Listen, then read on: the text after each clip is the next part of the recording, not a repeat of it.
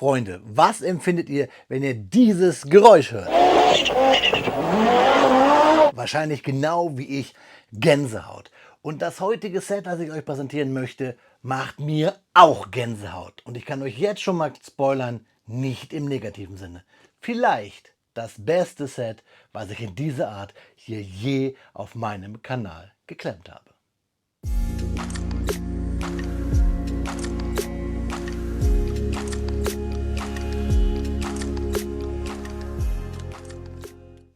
Willkommen in den Hoppenklötzchen-Scheune.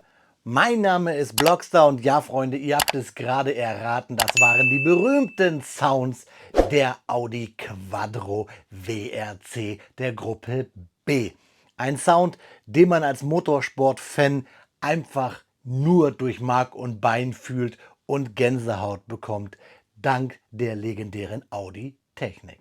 Ich bin, wie man unschwer erkennen kann, großer Audi-Fan, habe selber Audi gefahren und bin übelst begeistert gewesen, als ich auf meinem Discord von diesem Set hier erfahren habe. Ich musste es mir dann gleich bei Bavir besorgen und ihr seht es schon hier auf dem Karton, es dreht sich natürlich um die legendären Audi Quattro WRC. Wir haben nämlich das, und da steht es, HB Audi Team im Maßstab 1:32 aus dem Hause Happy Build. Happy Build habe ich euch schon mal vorgestellt.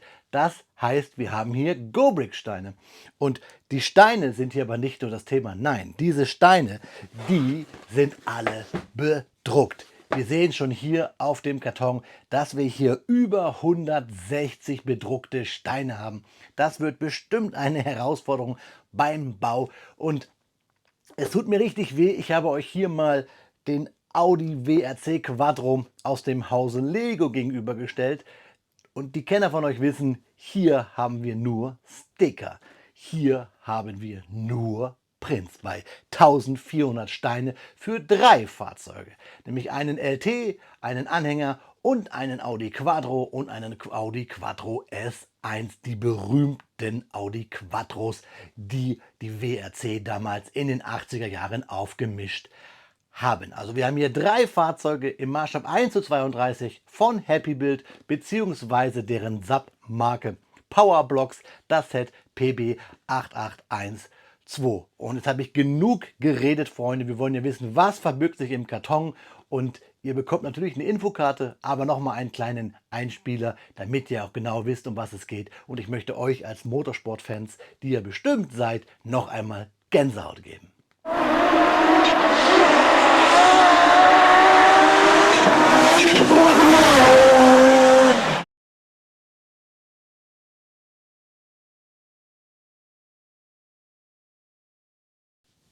Ja, Freunde, da liegt das Powerblock Set PB8812 Audi Quattro, das HB Audi Team auf den Bautisch. Powerblock, ich habe euch das gesagt, eine Subbrand von Happy Build. Und was vielleicht etwas untergegangen ist, dieses Set hat eine offizielle Audi-Lizenz. Deswegen haben wir hier auch alles Originaldrucke, sogar die Sponsoren, die damals auf den Fahrzeugen prangerten. Also, ich möchte euch nicht zum Rauchen animieren. Ihr sollt auch nicht in die Luft gehen, wenn ihr ärgerlich seid. Aber wir haben hier auch eine berühmte deutsche Zigarettenmarke, die diesem Fahrzeug auch die Farbgebung aufindoktriniert hat. Aus dem Hause Remsmar, glaube ich, war das damals oder auch heute noch. Ich kann es nicht sagen. Ich weiß nur, dass mein Vater sie damals geraucht hat. Aber ihr wisst ja, Freunde, Rauchen richtet nur Unheil an. Deswegen ein kleiner Spruch hier unten eingeblendet. Liebe Freunde, wir wollen aber nicht über Zigaretten reden. Wir wollen über dieses Set reden, das in einem lustigen Format daherkommt, kartontechnisch, aber das ist Programm bei Powerblock. Powerblock bietet ja auch Sets an, die in Containern daherkommen, also Autos in gebauten Containern. Quasi so ein bisschen hat Powerblock damit so einen kleinen Trend ausgerufen, die es bei chinesischen Herstellern mittlerweile nicht die das do. Ja, Freunde, da liegt unser Quattro-Set von Powerblock auf den Bautisch. Das Set PB8812. Und falls es etwas untergegangen ist, wir haben hier eine offizielle Audi-Lizenz. 2 Fahrzeuge sind definitiv von Audi. Das dritte, das ein Volkswagen LT sein soll, sieht etwas aus wie ein GMC. Es könnte also quasi auch der in Audi-Farben daherkommende A-Team-Van sein. Und wir haben hier auch keine bedruckte Fliese mit VW-Logo. Ich denke mal, hier fehlte die Lizenz. Trotzdem haben wir 2 Fahrzeuge, die richtig cool daherkommen, sogar mit den originalen Sponsorenaufkleber. Und deswegen haben wir hier auch diese schwarz-gelb-rot-weiße Farbkombination auf diesem Fahrzeug. Dank eines Herstellers von Zigaretten aus dem Hause Remsmar. Ihr wisst schon, warum denn in die Luft gehen. Man könnte ja auch zu dieser Zigarettenmarke greifen. Ja, der Karton sieht ziemlich cool aus, hat dieses typische Schwarz-Silber Rot-Weiß von Audi und halt das Gelb von HB. Der Karton hat hier auch die Farben komplett vom Team beibehalten. Das finde ich richtig cool. Und hier unten sehen wir dann die Hardfacts, die uns interessieren. Einmal hier die Größe unseres LTs mit Anhänger, dann den Audi Quattro und den Audi Quattro S1. Die Fahrzeuge sind alle so um die 8 Noppen breit und natürlich kommt hier viel Chinesisch daher. Ich kann euch sagen, der Karton hier wirkt einiges an Gewicht. Wir haben hier nochmal ein cooles Comic-Design und das Set ist hier zugeklebt und wir haben den Hinweis hier nochmal ganz klein: Legendary Group B, das HB Audi Team. Und hier nochmal die Fahrzeuge und seitlich dann auch nochmal HB Audi Team. Und da auch. Und ich bin mal gespannt, was der Karton so wiegt. Das habe ich noch nie gemacht, aber ich habe ja immer meine Waage hier, weil ich für euch die Sets ja wiege, beziehungsweise die Teile ausrechnen möchte. Und deswegen werden wir hier mal kurz die Waage auf 0 setzen und dann einmal messen, was wir hier an Gewicht haben. Nur vom Karton, und die 0 blinkt noch. Das ist ein Vorfuhreffekt, wie immer. Ich weiß gar nicht, ob es die Kamera richtig drauf bringt. Warten wir gleich. Hat die Waage es? Die Waage kommt von Grundig, also super deutsche Qualität. Und ich glaube, ich habe die Waage gerade auf Targa gestellt. Ja, wir sehen jetzt minus 1,569. Also können wir sagen, wir haben hier roundabout 1,6 Kilo Klemmbausteine aus dem Hause GoBricks bzw. Happy Build. Normalerweise lasse ich auch hier so einen Karton immer für euch fliegen, aber da der so cool aussieht, schneide ich den ganz langsam auf und wir schauen, was sich in diesem Karton verbirgt. Einmal mein Messerchen rausholen, dass hier auch alles ordentlich ist und ich mich nicht schneide, denn neben Zigaretten sind Messer auch nicht so gesund falsch angewendet. So, wir klappen es auf und wir sehen, boah, richtig vollgepackt. Die 1,6 Kilo lassen uns dann nicht trüben. Wir haben hier jetzt einen leeren Karton, der auch von innen ganz schön weiß daherkommt, finde ich gut. Und wir haben hier schon die ersten Drucke, die uns entgegenkommen. Und wir haben hier 1, 2, 3, 4, 5, 6 Tüten, wobei wir hier eine Tüte 1 haben, wahrscheinlich für, na, ich würde mal tippen für den LT, und dann hier die 2 und 3 für die Fahrzeuge und Reifen und nochmal bedruckte Teile, hier Radkästen.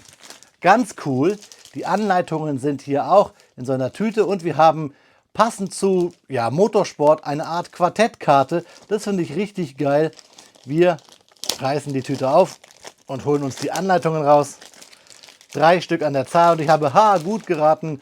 Hier 1 ist für den LT, 2 ist für den einen Audi und 3 für den anderen.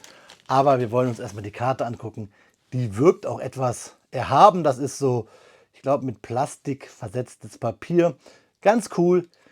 Generell das Design dieses Sets ist der Hammer.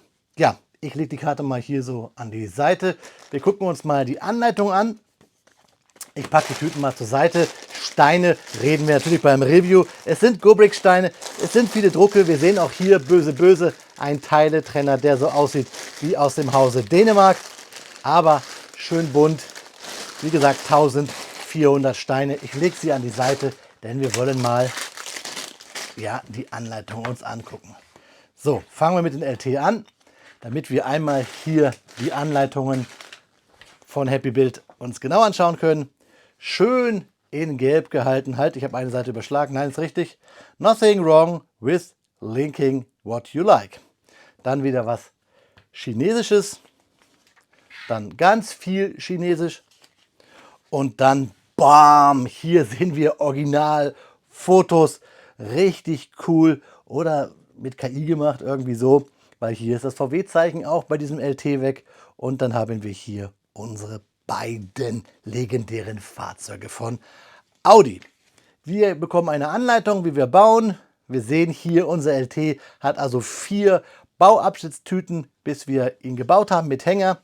Und was wir sehen, dass wir ähnlich wie bei Kobi so eine Farbentsättigung haben. Das heißt, der aktuelle Baustep ist immer der farblich hervorgehobene. Pfeile weisen uns den Weg. Rote Pfeile, typisch wie bei chinesischen Herstellern. Und in diesen Rechtecken sehen wir dann, was wir an Steinchen brauchen. Und ich glaube, es ist ganz, ganz wichtig, dass wir hier darauf achten, was wir an Drucken haben. Denn wir haben ja über 160 Drucke. Ja, schöne Anleitungen, klein und auf den letzten Seiten dann auch. Hier sehen wir die Steine, die wir haben, die in dem Set verbaut sind. Und wir sehen, es ist auch ein bisschen bunt innen drin. Also für Abwechslung ist gesorgt. Es fühlt sich auch wirklich sehr gut an. Es ist kein billiges Papier. Es ist so ein bisschen Papier auch mit so einem Plastiküberzug, also Hochglanz gedruckt. Richtig, richtig cool. Und ich werde natürlich genau wie das hier Powerblock möchte mit den LT und Anhänger anfangen. Und dann bauen wir unsere beiden Quattros. Ihr bekommt natürlich volle Fakten zum Thema Audi Quattro auf den Ohren. Da wünsche ich euch jetzt viel Spaß und mir natürlich viel Spaß beim Klemmen.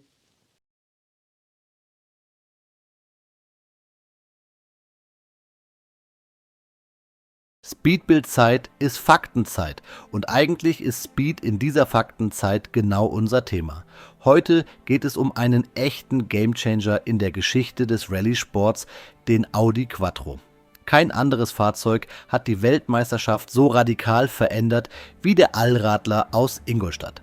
Als Audi Anfang der 80er Jahre mit Allradantrieb in der Rallye-Weltmeisterschaft auftauchte, hielt man das Konzept vielerorts für verrückt.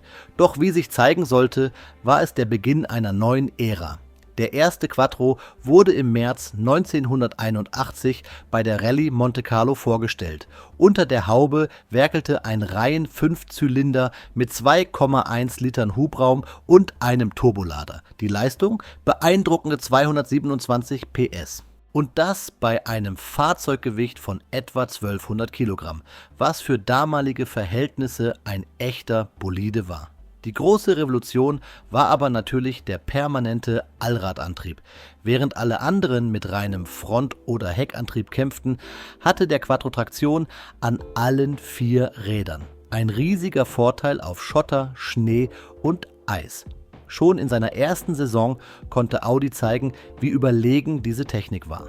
Der Quattro gewann direkt seine 3. Rallye, die Schweden-Rallye 1981, pilotiert von Hannu Mikkola. In den folgenden Jahren entwickelte Audi das Konzept kontinuierlich weiter. Es folgten Varianten wie der Quattro A1 und A2. Diese Fahrzeuge wurden leichter, stärker und technisch ausgefeilter. Der A2 etwa brachte es auf rund 300 PS und war damit eine echte Rakete auf jedem Untergrund. Aber das war noch nicht das Ende der Fahnenstange. Im Jahr 1984 betrat der Audi Sport Quattro die Bühne. Ein radikal überarbeiteter, kürzerer Quattro mit einer Karosserie aus Kevlar und Carbon. Die Leistung? 420 PS, die Stückzahl, nur rund 200 Fahrzeuge wurden gebaut, davon nur etwa 100 für den Straßenverkehr. Denn die Homologationsregeln der Gruppe B verlangten genau das. Der Sport Quattro war das kompromisslose Ergebnis von Audis Kampfgeist. Ein Fahrzeug mit einem Leistungsgewicht von unter 3 Kilogramm pro PS, eine echte Ansage. Der Quattro wurde kürzer, härter, brutaler. In der Rallye-Version wurde der Motor weiter aufgerüstet auf über 450 PS, in späteren Evolutionsstufen sogar deutlich darüber. Teilweise wird von bis zu 500 PS gesprochen, was für damalige Verhältnisse schon fast wahnsinnig war. Berühmte Fahrer wie Walter Röhrl, Stig Blomqvist, Michele Mouton oder Hanno Mikkola pilotierten die Quattros zu Welterfolgen.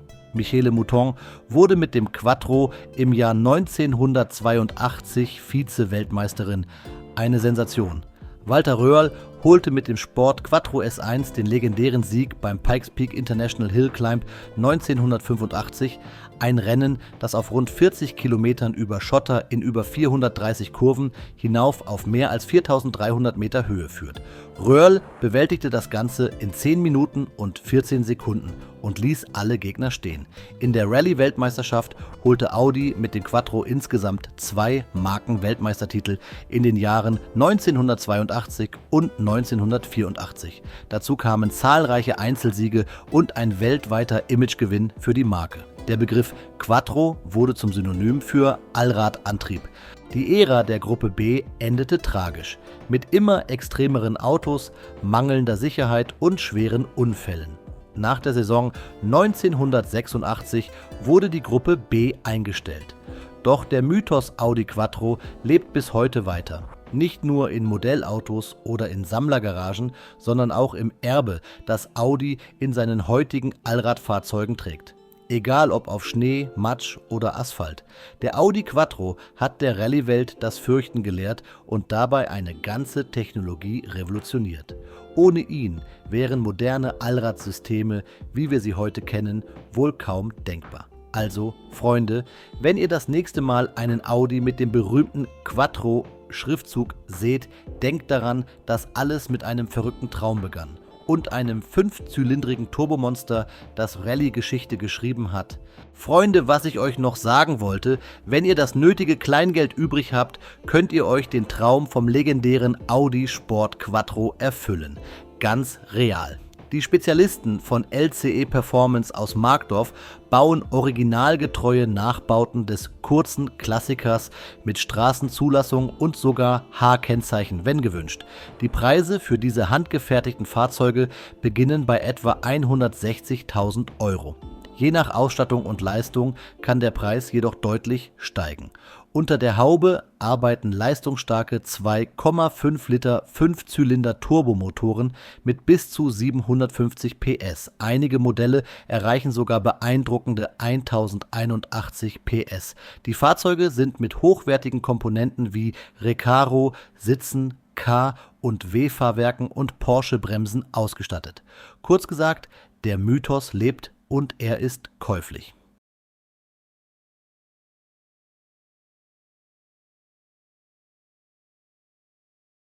Nach 3 Stunden und 23 Minuten Bauzeit stehen unsere 3 Fahrzeuge bzw. 4 mit dem Trailer von Happy Build bzw. Powerblock auf dem Bautisch.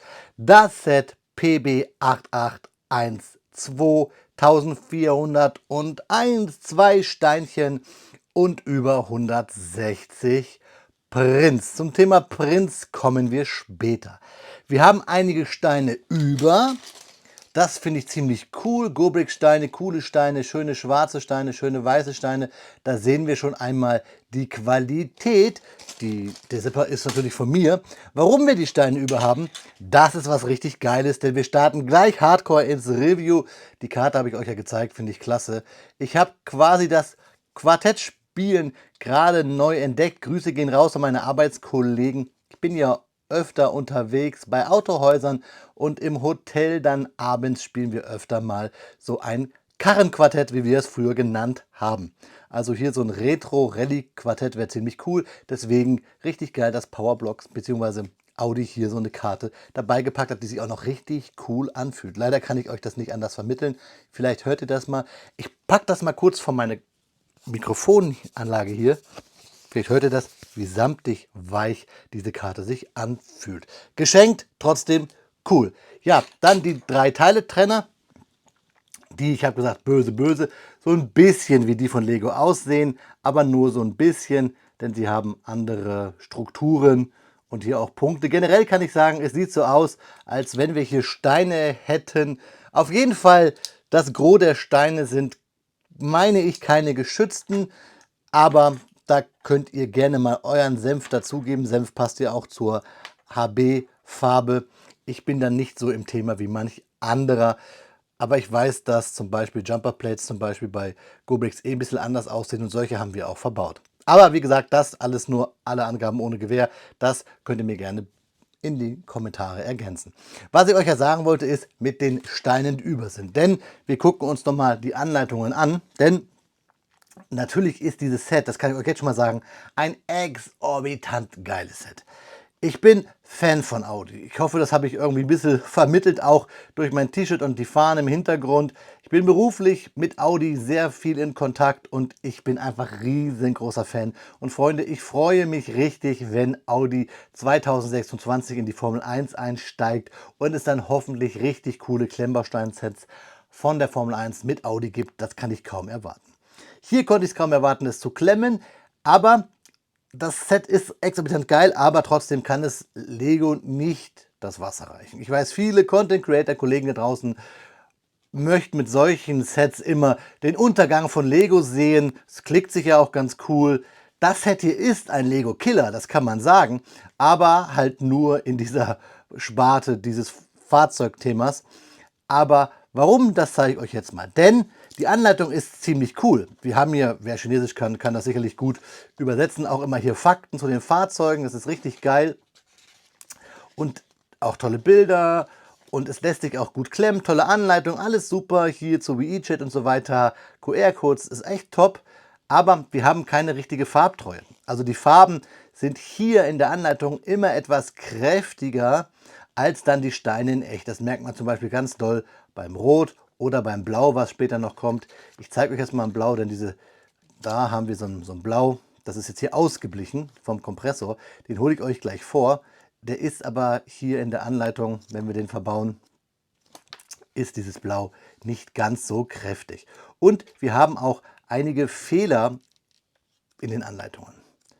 Sie lesen sich gut, nicht falsch verstehen und ich versuche ja nur hier, weil dieses Set so toll ist, einige Schwächen zu finden, damit wir hier objektiv bleiben können, weil ich bleibe trotzdem dabei, es ist eines der besten Sets, das ich je in dieser Klasse geklemmt habe. Hier seht ihr, wie dunkel, und das ist nicht wegen meiner Kameraeinstellung, sondern wie dunkel hier dieses Blau wirkt, und das zieht sich so ein bisschen durch bei vielen Farben hier in diesen Anleitungen, und wie hell wir gleich, erinnert euch das, wenn wir uns das Fahrzeug angucken, in echt aussieht. Dann habe ich ein paar kleine Fehlerchen gefunden. Hier zum Beispiel wird von zwei 1x1er Plates gesprochen und verbaut wird dann hier nur eines. Es kann sein, dass dieser Pfeil hier noch bedeutet, da sollen wir noch eine hinpacken, aber ich deute es nicht so, denn diese zwei Pfeile sagen ja, nopp mich da auf. Und da sehen wir ja auch nur hier, bitte da eins aufnoppen. Also hier fehlt meiner Meinung nach eine 1x1er Plate. Das ist so ein Teil in der Anleitung. Hier, wo mir aufgefallen ist, da ist ein Fehler. Und ich hatte noch einen Fehler entdeckt in einer anderen Anleitung. Übrigens, dieses Farbschema, das zieht sich hier durch. Hier haben wir nämlich einen Stein, der eigentlich bedruckt ist, auf einer Seite. Und das sehen wir dann später nicht. Also hier sehen wir es nicht, aber später haben wir es dann bedruckt und das Fahrzeug ist auch bedruckt. Trotzdem sind die Anleitungen cool, das habe ich euch gesagt. Wer Chinesisch kann, hat halt hier den vollen Genuss aufgrund dieser Fakten und den tollen Bildern hier. Und es hat ein schönes handliches Format. Es ist generell hier hervorzuheben, dass auch wahrscheinlich ist eines der schönsten Sets ist. Oder generell kann man ja sagen, wenn ihr mal stöbert, ich verlinke euch ja unten Bavir, wo ich das Set gekauft habe, meine ich. Da findet ihr noch ein paar mehr dieser Powerblock-Sets. Die haben alle so ein cooles Design, das zieht sich so durch. Also die Formsprache, Designsprache CI, das wird vom Karton über die Anleitung und dann zu den Sets hier durchgezogen und da versprechen die nichts Falsches. Aber aufgrund der Anleitung würde ich sagen, ne, da fehlt noch ein bisschen was zu Lego. Geil, aber auch hier ganz klein geschrieben, Legendary Gruppe B. Wir haben hier Gruppe B Fahrzeuge, leider zu klein geschrieben. Jetzt gucken wir uns aber zuerst mal hier diesen LT an, der natürlich nicht aussieht wie ein LT. Wir haben hier einen Bulli, wir haben hier einen, ich finde, er wirkt wie ein eckiger GMC, ein amerikanischer Transporter. Vielleicht liegt es auch an diesen Rädern mit diesem riesigen Profil. Das sieht ein bisschen komisch aus. Was aber nicht komisch aussieht, sind natürlich die vielen, vielen Drucke. Michelin, Boge, Texaco, SK, F oder P, Turboloader, Audi Sport wieder, HB, das HB Audi Team mit dem typischen Audi-Logo und hier hinten mit Kennzeichen, natürlich Ingolstadt, ist klar. Und auf der Rückseite das gleiche und vor allen Dingen auch hier schön gedruckt, dieses Schwarz-Silber-Rot. Und das Silber wird nachher sogar noch besser gedruckt und vor allen Dingen auch hier oben drauf mit den angedeuteten, ein bisschen verunstalteten, aber irgendwie sieht es trotzdem cool aus, man kann es erkennen. Nicht der Marshmallow Man, nein, auch nicht ein Nacktfoto von mir, nein, es ist natürlich das Michelin-Männchen. Und von vorne auch geil und hier blau top gedruckt. Was natürlich hier ein bisschen auffällt ist, wir haben erstmal bedruckte hier Scheinwerfer, aber wir haben kein VW-Logo hier und ich glaube, es liegt daran, dass einfach hier die Lizenz gefehlt hat. Und wir wollen mal gucken, ob ich da gut dran komme. Und dann bauen wir das nämlich gleich mal aus. Generell auch die Bautechniken hier für diese Lampen. Richtig geil, wenn ihr mal guckt, hier seht ihr das. Einfach cool, richtig schön gemacht. Und ich baue es mal ab, weil ich möchte hier ein bisschen nämlich etwas euch zeigen. Wir nehmen natürlich den Kobi-Teiletrenner dafür. Diese Steine hängen so gut, dass man da gar nicht so einfach dran kommt. Ich habe keine Fingernägel. Nehmen wir doch mal den Teiletrenner, der dabei liegt. Und dann gucken wir mal, ob wir hier dran kommen. Denn ich habe natürlich einen Stein für euch, den ich hier dran bringen möchte. Ihr seht, wie gut, da fallen die Räder runter, wie gut hier diese Steine von GoBricks klemmen. Wir packen mal kurz hier die Räder runter. Einer ist schon aus dem Bild gerollt, das nächste rollt auch weg. Aber was tut man nicht alles für seine Fans? Hahaha, ich möchte nämlich diesen Stein hier austauschen. Das hätte ich vielleicht eher machen müssen. Was ihr aber schon seht, hier, wir haben verschiedene Bautechniken mit Baurichtungsumkehr bis zum geht nicht mehr. Nämlich hier unten, ich versuche es mal zu lösen, da seht ihr es, diese Steine, diese 1x2er mit Noppen an den Seiten versetzt nach unten und nach oben haben wir hier ganz, ganz viele. Also hier wird mit Systemsteinen, die wir schon kennen, auf jeden Fall aus dem China-System, sage ich mal, oder bei Kobi kennen wir sie auch. Eigentlich ist dieses Set sowieso ein bisschen sehr Kobi-mäßig, auch wenn wir hier weniger Formteile haben, wird hier gearbeitet und das nicht zu wenig. Einzig blöd ist jetzt, ihr seht es hier, ich kann diesen kleinen Stein hier nicht abmachen, weil er keine Rille hat. Es kommt langsam. So, da, tada. Und diesen Stein wollte ich euch eigentlich nur zeigen, weil ich hier etwas Feintuning machen möchte mit einem Stein aus dem Staate Dänemark. Und jetzt mache ich das hier richtig. Also, das hier ist jetzt Special, das gehört nicht dazu. Das ist jetzt einfach nur hier für den Blocksy, weil er es ordentlich haben möchte. Aber ihr kennt ja vielleicht meine Reviews. Ich nehme mir gerne mal was auseinander, um euch etwas zu zeigen.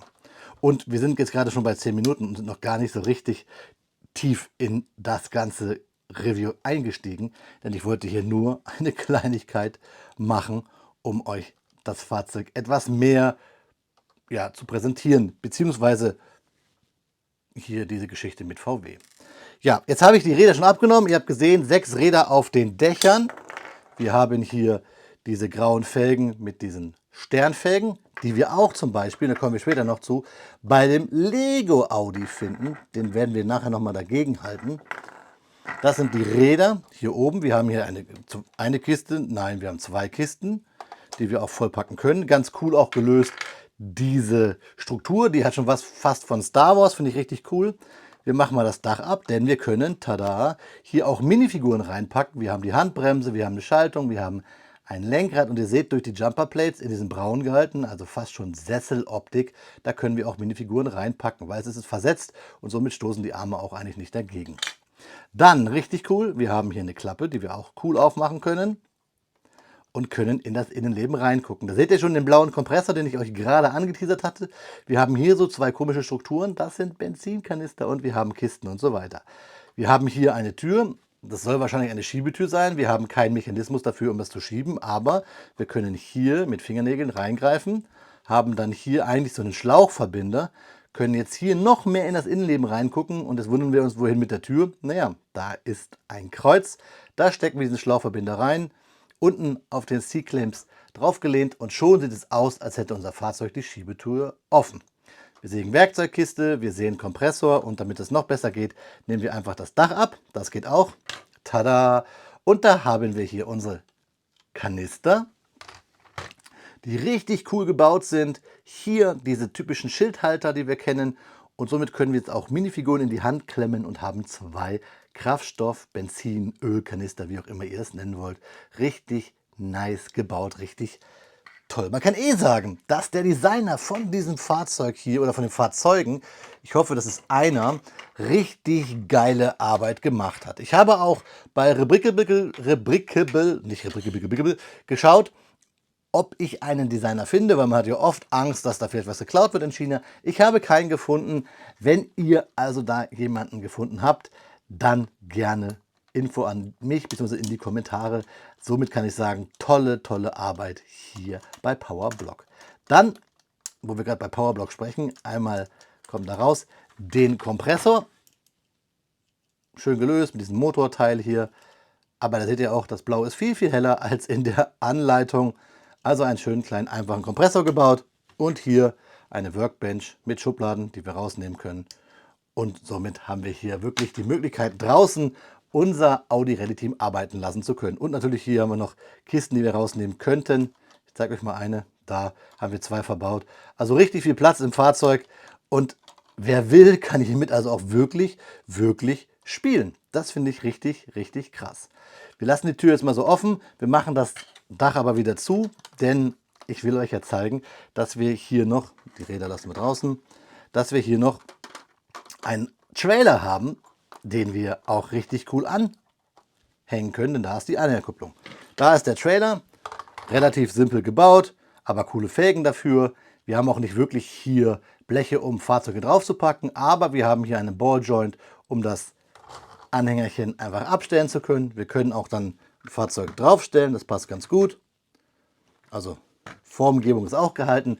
Richtig cooles zum Lenken haben wir hier quasi so Hinge-Elemente, beziehungsweise einfach nur Stäbe mit Bars und C-Clamps. Und damit können wir auch hier lenken und haben somit kein starres Fahrwerk. Also haben nicht nur über den Balljoint hier in der Lenkung, sondern auch auf der Achse hier hinten vom den Trailer richtig cool. Und somit können wir auch richtig gut hier einparken, rückwärts einparken mit Hänger, wer es kann.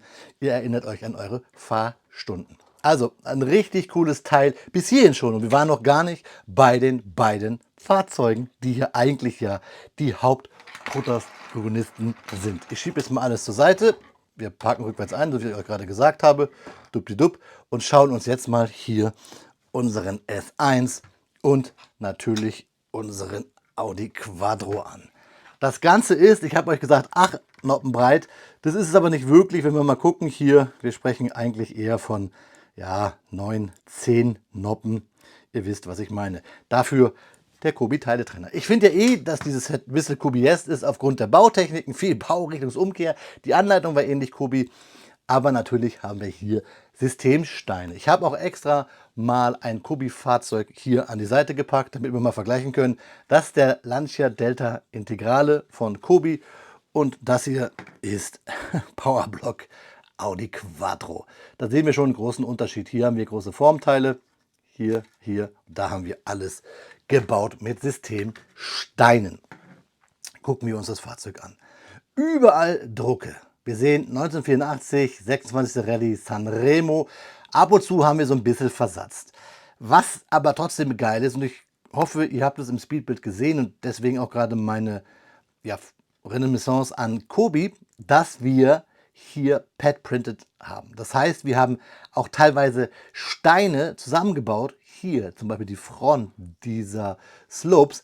Das war zusammengebaut im Set, war eingeschweißt in der Folie, musste ich rausschneiden. Dahinter waren Bricks zum Kontern, teilweise sind das die Steine, die hier über sind, die einfach nur dafür da waren, um diese Steine zu halten. Und das wollte ich euch noch zeigen, denn das habe ich ein bisschen vergessen in der Anleitung, denn die Anleitung hat nicht nur Hilfen, was das Zählen angeht. Nein, hier seht ihr das zum Beispiel da, 2x4, das ist klar. Sondern nein, es gibt auch Hinweise manchmal, dass man Steine einfach wegschmeißen soll. Also da ist wirklich ein Wegschmeißsymbol, obwohl wir es ja hier eigentlich nur haben zum Halten bestimmter. Da seht ihr es zum Beispiel, da sollen die 2x4er, die 3er von der Motorhaube, da steht das Symbol, einfach wegschmeißen. Oder in seine Steinekiste. So interpretieren wir das mal, denn keiner schmeißt der Klemmbausteine weg. Also wir haben hier Pad-Printed Steine, das heißt, die wurden zusammengebaut, wurden gedruckt und dann so ins Set gepackt. Richtig Hammer. So, aber wir wollten ja weiter beim Fahrzeug schauen. Also, wir haben, jetzt kann ich schon mal spoilern, hier keine Motorhaube, die wir aufmachen können. Das Fahrzeug ist beim Bauen innen drin sehr bunt. Ja, mich stört es nicht, da schimmert das Blau ein bisschen durch. Ich finde es sogar ziemlich cool, das macht das Bauen etwas abwechslungsreicher. Und ihr seht überall die Drucke, überall die Drucke, überall da auch. Hier wieder Redi Sanremo, das Kennzeichen, einfach nur geil. Quadro Michelin, hier auch nochmal natürlich die 4 Ringe, die Scheinwerfer. Also dieses Fahrzeug ist der absolute Hammer und hier oben auch das große Audi-Logo und innen drinne. Hier wird es wahrscheinlich mit einem Figürchen etwas schwerer, trotzdem geil. Auch hier Handbremse und auch alleine wie das Lenkrad aufgebaut ist und so ein bisschen dieser Überrollkäfig angedeutet und hier hinten sind ja so ein bisschen auch blau durchschimmern. Und auch cool, wie wir hier einen Zauberstab benutzen als Antenne. Also der Hammer und hier unten wieder das Fahrzeug von unten. Und wir haben jetzt hier keinen Käfig wie bei Lego zum Beispiel. Das schauen wir uns später an, dass Lego ja so ein großes Formteil hat. Kommen wir zum S1, der absolute Star auch in diesem Set. Erstmal geil, weil wir hier legendäre Namen haben. Herrn Geisdörfer und Herrn Röhrl. Richtig cool. Die Nummer 2, das legendäre Team. Der Herr Röhrl, der auf den Pedalen Ballett getanzt ist, als er den Pikes Peak hochgepäst ist. Überall tolle Drucke bei den Scheinwerfern vorne. Hier HB, Castrol, Bosch Fuel Injection. Überall Drucke, Drucke, Drucke, Drucke. Von unten eine Abgasanlage. Das Fahrzeug ist relativ schwer, liegt gut in der Hand, sagen wir es mal so. Es ist schwer, liegt aber gut in der Hand. Wir haben hier sogar richtig Silber gedruckt. Das haben wir bei den anderen nicht. Da haben wir nur so grau. Hier haben wir ein richtiges Silber. Ihr seht es hoffentlich schimmern. Generell bei beiden Fahrzeugen haben wir auch Transclear-Teile hinten auf der Heckscheibe.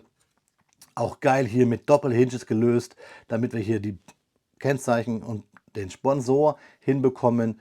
Und absolutes Highlight ist neben den tollen Baurichtungsumkehrbauschritten hier vorne ist der Motor auch noch. Und was ich richtig geil finde, ist, ihr seht sogar hier die Schnellverschlüsse für diese Haube gedruckt. Richtig Hammer. Und hier seht ihr auch das Silber, was gedruckt ist, über mehrere Steine.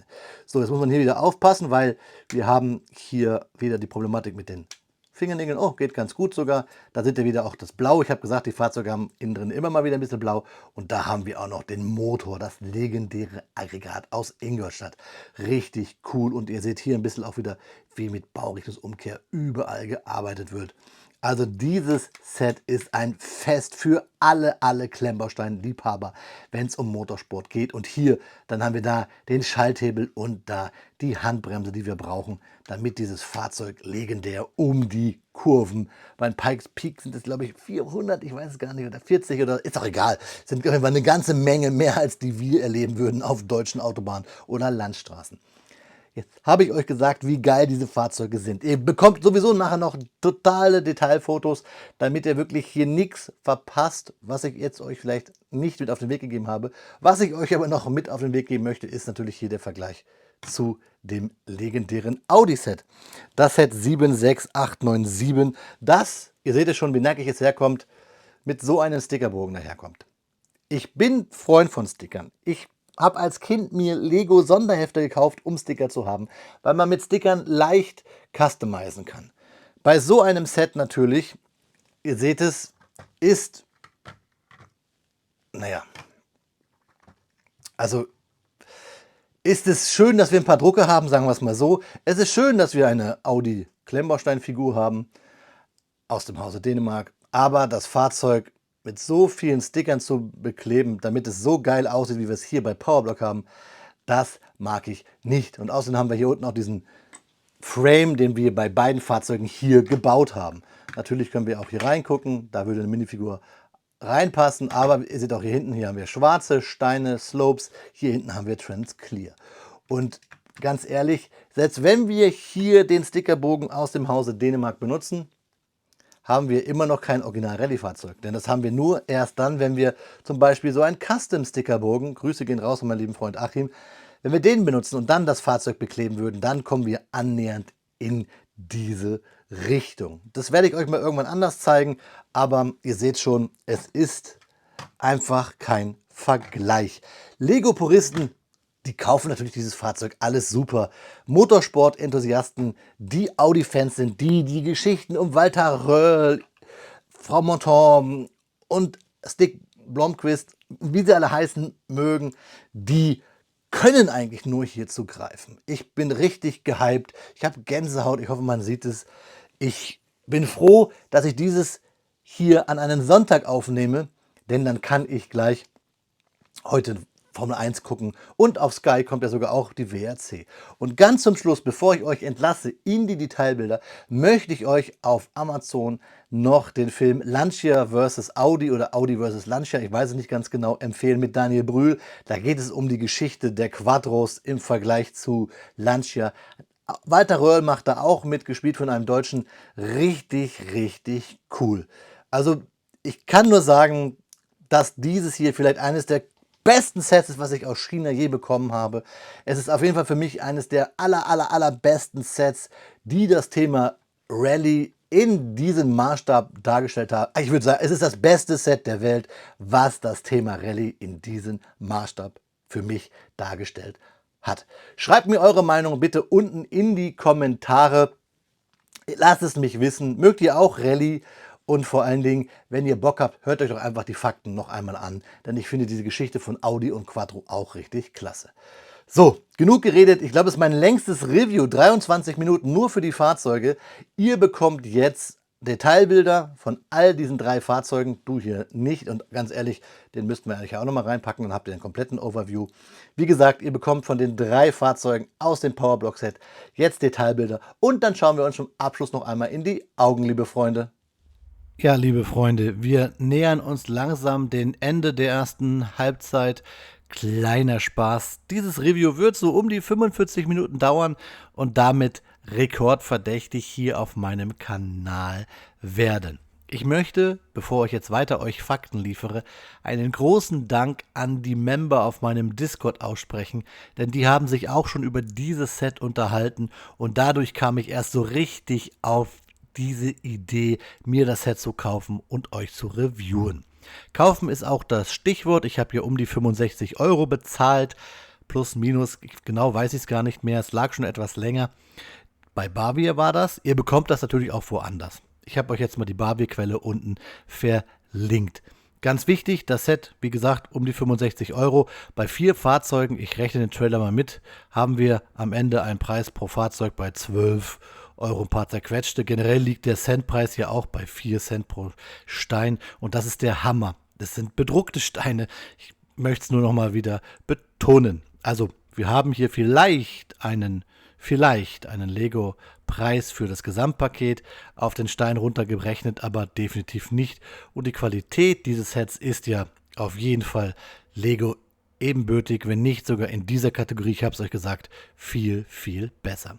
Ich muss mich aber neben all den Lob des Sets und an die Community mich selber nochmal verbessern, denn ich habe ja gesagt, das legendäre Pikes Peak Rennen hat irgendwas mit 400 Kurven oder 40 Kurven. Ganz falsch, lieber Blockstar. Es hat genau 156 Kurven, dieses berühmte Pikes Peak International Hill Climb, so heißt das Rennen.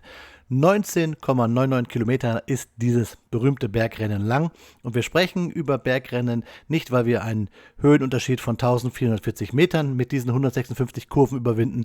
Nein, die Strecke beginnt bei 2850 Metern Höhe und endet bei 4250 Metern Höhe. Also wirklich legendär. Durchschnittlich 7% Steigung. Walter Röhrl, dessen Fahrzeug wir gebaut haben, hat dieses Rennen schon einmal legendär gewonnen. Und legendär ist auch, dass VW den Rekord hält aktuell, nämlich weit unter 10 Minuten mit einem umgebauten, extra für dieses Rennen produzierten VW ID. Aber nicht den ID, den ihr so kennt, sondern ein extra elektrisches Racing Car. Um genau zu sein, heißt dieses Fahrzeug VW ID R Pikes Peak, gefahren von Romain Dumont, einen sehr erfahrenen Pikes Peak Racer, der schon ein paar Mal dieses Rennen gewonnen hat.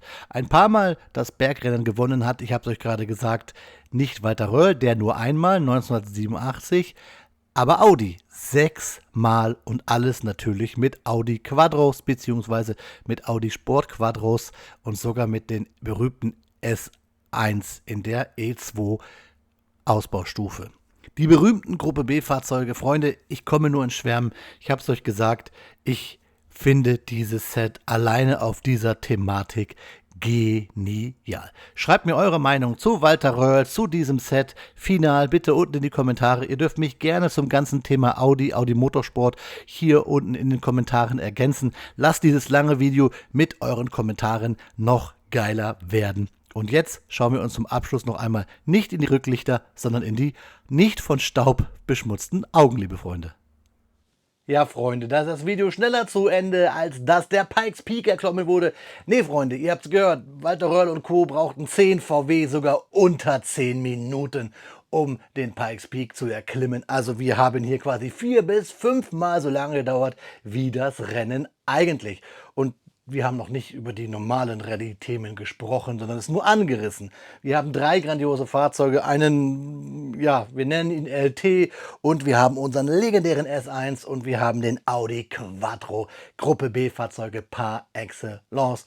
Und ich spiele euch jetzt nicht noch einmal dieses tolle Geräusch ein, denn Gänsehaut habe ich noch immer, und nicht nur wegen diesem Geräusch, sondern wegen diesem grandiosen Set. Für mich in dieser Preiskategorie, in der Kategorie dieser Speed Champions, das beste Set der Welt, was auf jeden Fall aus China kommt, so können wir es festhalten, in dieser Kategorie unschlagbar. Straft mich Lügen, schreibt es in die Kommentare, ergänzt dieses Video, und danke an alle, die bis hierher durchgehalten haben, und nochmal danke an meine Freunde vom Discord, die mir dieses Set hier, auch wenn sie es vielleicht gar nicht gemerkt haben, ans Herz gelegt haben. In diesem Sinne, Freunde, ja, bei 3 Autos und einem Anhänger wünsche ich euch natürlich eine gute Fahrt, habt Spaß am Leben. Auf Wiederbauen, euer Freund, der Blockstar.